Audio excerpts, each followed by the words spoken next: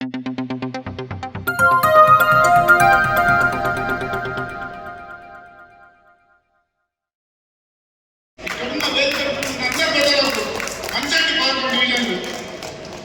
చెప్పబెట్టి అనేది నాకు నిండోడాలను మాజీ కాంట్రాక్ట్ అయినప్పటికీ అస్త్రోపు నాకు వద్దు. ఈ చెప్పబెట్టి ఒకటే డివిజన్ 50 కోట్లు నాకు ఇవ్వండి. నేను ఒక టీం వర్క్ నా అన్నంతో నేను చేసిన అభివృద్ధి కారణమైనా మరి మహేంద్ర కన్నా గారు ఓట్లు ఇస్తారు. మరి ప్రభాకర్ అన్న కానీ ఇక్కడ మా జితేందర్ కానీ మా కృష్ణప్రసాద్ అన్న ఎమ్మెల్యే కాంటెస్ట్ కానీ మా రామ్మోహన్ గారు అందరూ ఉన్నారు. మరి వీళ్ళందరూ కూడా ఒక్కొక్క డివిజన్ ఇచ్చి రేపటి నుంచి నాన్న ప్రభాకర్ వినాలి నవ్వద్దు. రేపటి నుంచి అందరిలో ప్లాట్ఫామ్ వచ్చాడన్న ప్రతి డివిజన్ దగ్గర ఇంకో డివిజన్ పోతున్నారు. ఇప్పుడు నీ కూడా ఏ డివిజన్ రాను ఎవరి డివిజన్ కానీ వెళ్తూ ప్రతి ఒక్క బూత్ కార్డు వేయండి అన్న. 50 బూత్లు వేయండి. బూత్ కార్డు ఇంతకుముందు పెద్ద చెప్పినట్టు నేను తప్పకుండా చెప్పబట్టే అన్నకు ఇక్కడ నేను నా తల్లి మీద ప్రమాణం చేస్తున్నా. అన్నకు మోసం చేయ తప్పకుండా ఈ పార్టీకి న్యాయం చేస్తా. ఈ 30 రోజులు పని చేస్తాను. 24 గంటలు ఓట్ల గురించి ప్రభాకర్ రెడ్డి గారు నేను 2 సార్లు గెలిచిన. 4 సార్లు పోతానంటే నువ్వు బాధపడతావు స్టేజ్ మీద. నేను 2 సార్లు గెలిచిన. నేను అనకూడదు 2 సార్లు ఒకసారి కాదు. అదేవిధంగా మరి ఇంతకుముందు పెద్దలు చెప్పారు రేవంత్ రెడ్డి అన్న గారు మల్కాజ్గిరి పార్లమెంట్లో 7 మంది ఎమ్మెల్యేలు ఉంటే అప్పుడు నేను కూడా వేరే పార్టీ ఉన్నా, తెలంగాణ పార్టీ ఉన్నా. ఒక సర్పంచ్ లేడు, ఒక ఎంపీటీసీ 2 మేలు ఉండి ఒక బూత్ దగ్గర లేకుండా మొబైల్ లేక మల్కాజ్గిరి పార్లమెంట్ గెలిచిన గంట రేవంత్ రెడ్డి గారు దక్కింది. మరి ఇలా ప్రజాబలం మాట ఏ బలం పనిచేయదన్నా ఇప్పుడు ప్రజలు నిర్ణయించేది గెలుపుకోవడం ప్రజలు. ఇప్పుడున్న పరిస్థితుల్లో అక్కకు సర్వే బాగున్నాయి.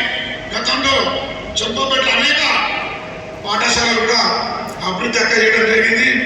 10,000 మంది పేద పిల్లలు ప్రభుత్వ పాఠశాలలో మరి ప్రతి స్కూల్ పైన కూడా చంపాపేట నుంచి గారమగూడ దాకా సునీతామయ్య అని చెప్పి శిలాపాలకాలు కూడా సాక్ష్యమైన మరి అన్నగారి వల్ల నేను 2 సార్లు కార్పొరేటర్గా మరి నేను విజయం సాధించడం జరిగింది. అటు తెలుగుదేశం పార్టీ ఒకసారి టీఆర్ఎస్ లో మరి అన్న సుమారు 200 కోట్ల అభివృద్ధి నా టీఆర్ఎస్ కర్మగడ్ గారమగూడ చేరువైంది.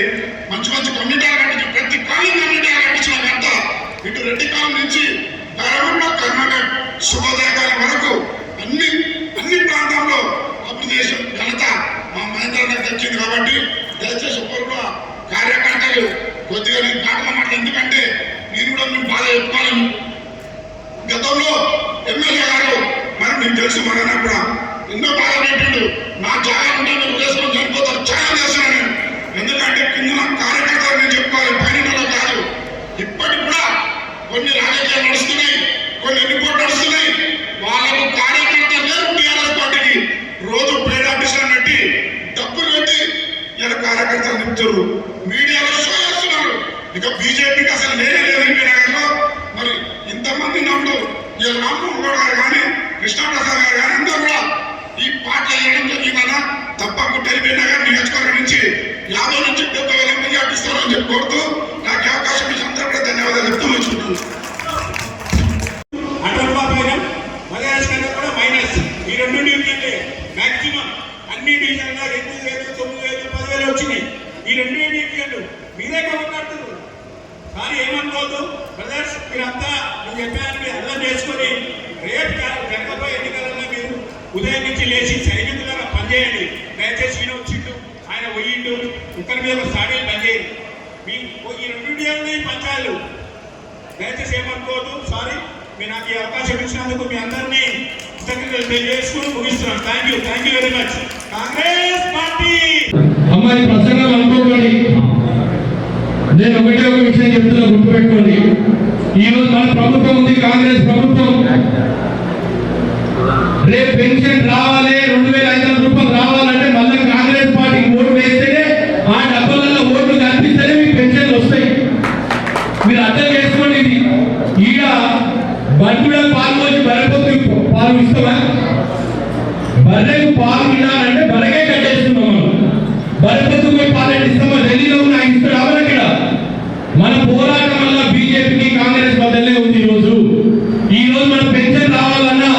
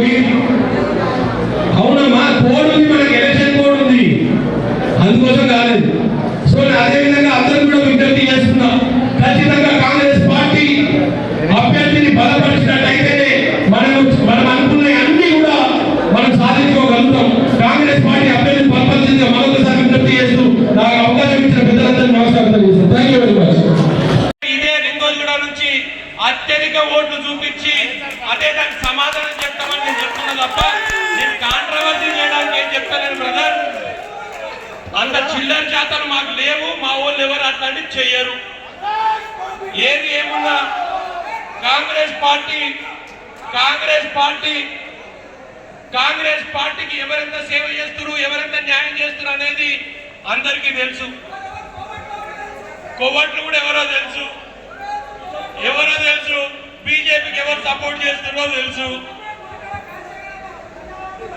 నేను ఒకటే